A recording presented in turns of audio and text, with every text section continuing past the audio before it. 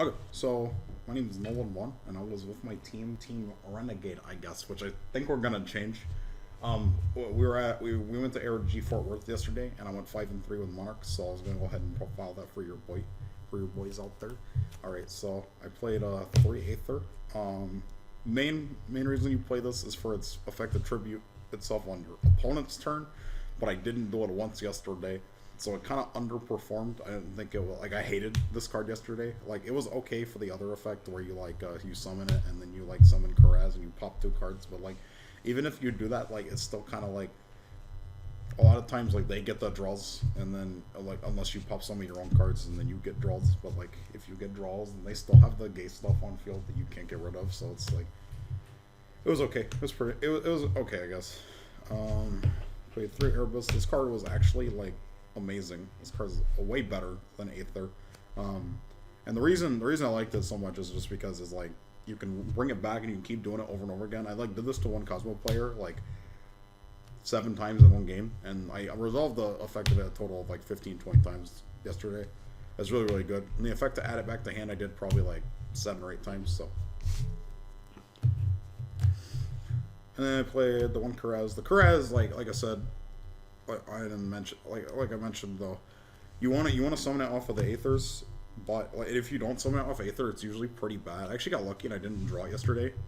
But if you draw it, it's usually kind of mediocre because like that's your normal summon for the turn. Usually, is you're like summoning Ados, then you summon this, and then you like pop their cards and they get draws, and they're starting their turn with like 7 cards in hand, and it's not really that like good. And if you open it, it's really bad because like what are you popping on turn 1? You're not doing anything with it. So yeah, that's. But other than that, it's usually pretty good. And then there's the 2 Majesties Fiends. It would have been good if every time I played it, it didn't get like immediately Dark Hold next turn. So like it negates all the monster effects. That's why it was here. But like other than that, that's what it was for. I was expecting it to be good against like the Mirror Match. It was gonna be okay because it stopped Idea, and in against Kozmo it was really good against Kozmo because they couldn't bring out the big trips from the hand.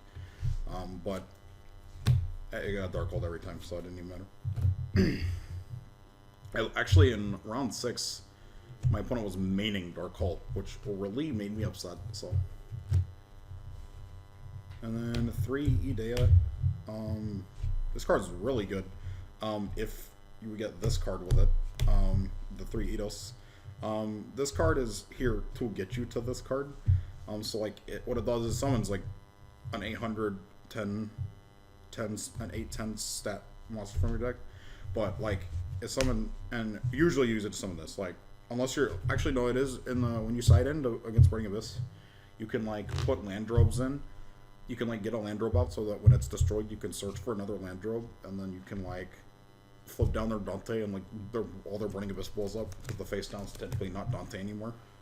But I mean, other than that, like it's usually just for this. But I mean, primarily, this is the better one, I think, because like this card wouldn't be good without this card. Is what I guess I'm trying to say. The extra tribute summon is that this card gives you when you normal switch summon is like really good. So. 2 Baylor. This is really good. It's like I don't know if I mentioned it already, but this is the only card I didn't side out at least once yesterday, so it's really good.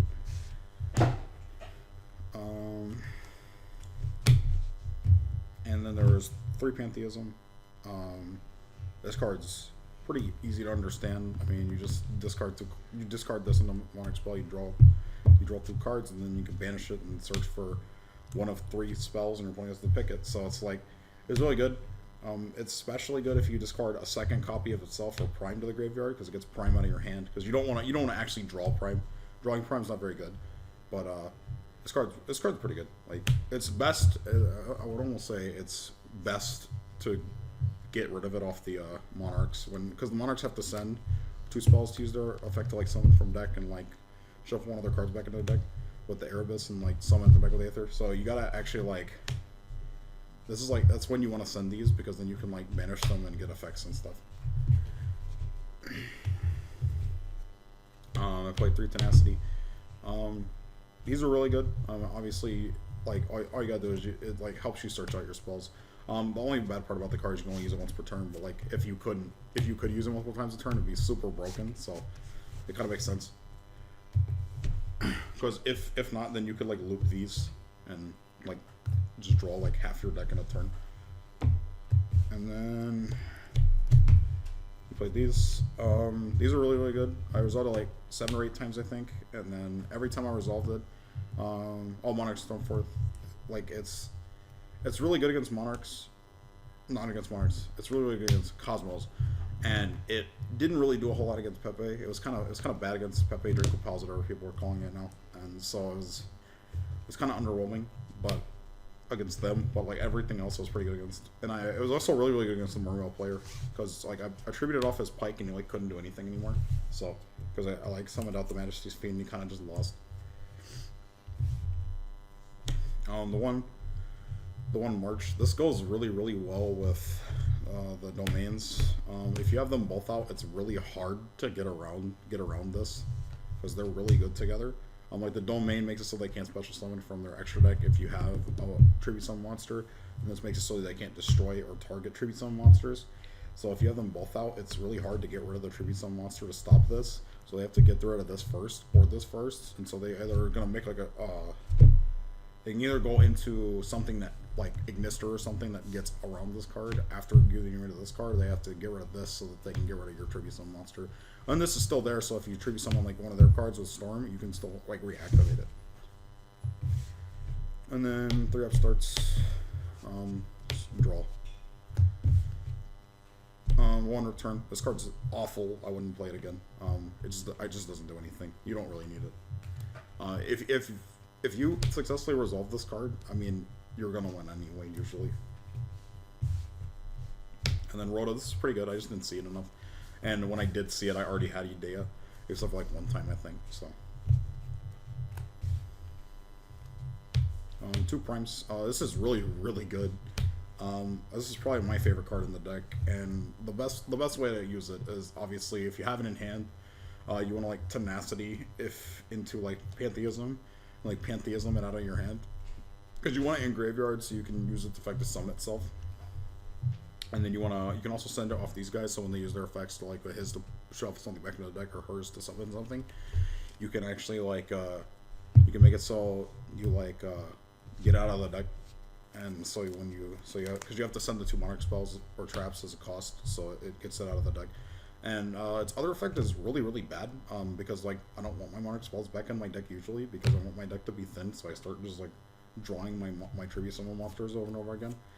And you kind of just want to like overwhelm your opponents, but like you can't really do that if you have these. And you want to draw your side deck stuff like games 2 and 3, so you don't want to like have these in there in the way, like have other stuff in there in the way. And then this card's kind of bad. Like I won 2-3 games with it, but it's not very good. Like Majesty's Fiend's just way better. I'd rather just draw in a Majesty's Fiend. So I want to like replace this with some kind of draw power. Escalation. This card's pretty good. I just didn't get to use it that often. I used it like once yesterday. And then Solemn Warning. This card's really good. Most games I activated this to like stop their monsters. It did win me the game. Only once did the 200 life point, 2000 life point thing actually affect me. I don't think it really matters. And for the extra deck, which obviously you can't play not extra deck, side deck, but you can't play an extra deck in this deck. I played one me through. It was supposed to be for Burning Abyss, and I didn't play against that. So, Raigeki. Actually, I probably will take this out just because I didn't play against any Burning Abyss, so I'm not gonna expect to play against it again. Raigeki. This is really good against Pepe, but the idea of this was to blow up like Pepe boards, because now they don't have Cyber Infinity, so they can't stop that. So like, but the issue I was running into was Dynaster. So I had to get around Dynaster first. So I was having to, so what I would do is I would like Stormforth after Dynaster, and then I would do this. But so it's not that big a deal, but it's like it was kind of annoying because Dynaster like makes them all indestructible. Unless of course they just like are bad. And like I saw so many times yesterday, someone would make Dynaster and then they would just make 2 more XYZs, and then Dynaster is now bad, and I don't know why they made it. Because like you can still destroy the XYZs with Dynaster on board, so it's pretty bad.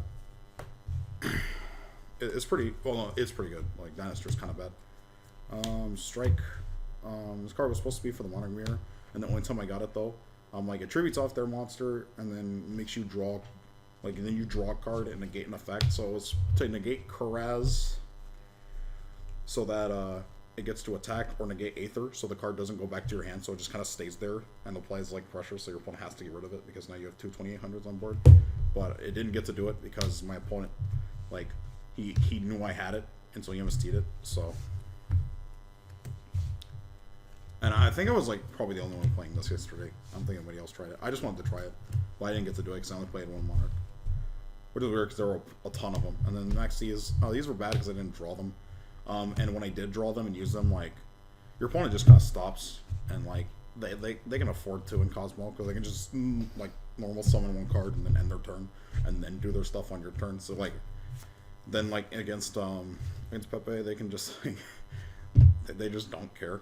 Like, you can draw any number of cards. If you're gonna out it, you're gonna out it. So they don't really care. So this card's kind of bad. I probably wouldn't play it again. And then Ghost Ogre and Snow Rabbit. This is really good because like when they activate effects, you can just like destroy their card. And I found that destroying a lot of cards, especially against Kozmo specifically, it's really good because like what they do is like they activate an effect of like one of their pilots, and then you activate this to destroy it, and it goes to the grave, and it doesn't banish itself, so it doesn't get its effect. So that's actually pretty good. I didn't know that. We had to actually call it just to see if that's how it worked, and that's what he said. I actually didn't side it in the second time playing against Cosmos because I'm bad and I forgot it was in there on my side deck, but I probably should have. But you know, whatever. Okay, and with Valor, I didn't mention this earlier, but Valor, every time I used it, like so many times today, I could have Valored and I forgot I had it in my hand because I just like, I'm bad. So, like so many times I had Valor and I just didn't do anything with it. And then there's two Twin Twisters. This is really good because, actually I played three. This is good because like it caused a lot of like really stupid things to happen, like where my opponent would have like two back row and they'd think they're set, and then you would like twister them and they would like force them to activate stuff prematurely, like E-Telly. Like they use E-Telly and Call the Haunted a lot of time before they wanted to, because like they would get back their Dark Destroyer and then like pop a card, and but that's not really as good as just like getting rid of it, you know. So it was pretty good. I would definitely play it. It's probably my best card in my side deck, I would say. Also, it discarded Erebus to the grave, and I could just bring Erebus back. So it was really, really good because like when it discards to destroy two cards, you have to like the discard. Some people think it's a bad thing, but I find like in the most decks that play it, like you can recoup the card that you discard anyway, so it doesn't even matter. And then two land robes. This is just supposed to like what it does is it like flips one of their cards down and summons it to their field. So it's supposed to flip down Fog King and like summon itself to my board to give me like tribute fodder, and then I could Stormforth off their Fog King. But it didn't wind up doing that today. So because I only played against Fog King once, and when I did, I didn't have this. So and there was these two. They were pretty good.